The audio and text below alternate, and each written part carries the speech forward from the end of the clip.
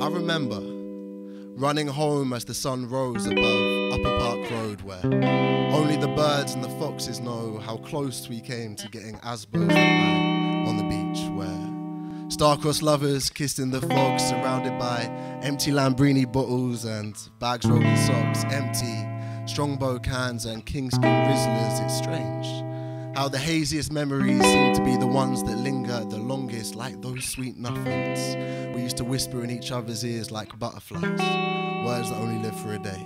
Both knowing they're nonsense but still acting on them anyway. I remember standing there in my Just Do It bag. Do you lot remember those Just Do It bags, right? Who had every colour? Come on. See, I remember standing there in my Just Do It bag and my hacky sack, after sharing blowbacks from cheap cigarette packs while singing Back to Black and thinking back to those summer nights on the coast where we lit fires on the pebbles as if we were welcoming home soldiers that we never knew. We always talked and dreamed about jobs that we knew we'd never do.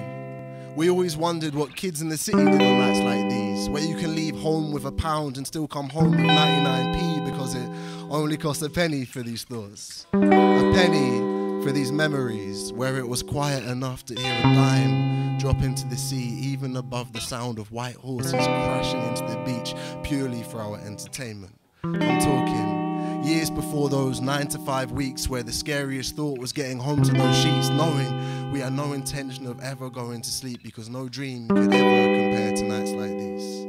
Nights like these by the sea. Nights like these down in TN3. You see, I grew up in a small town by the sea, watching the sun rise above the seaside skyline whilst dog walkers are throwing sticks. Home of 0800 00 1066. It's a quiet place where not much has been happening since, other than schools getting shut down or young kids getting nicked.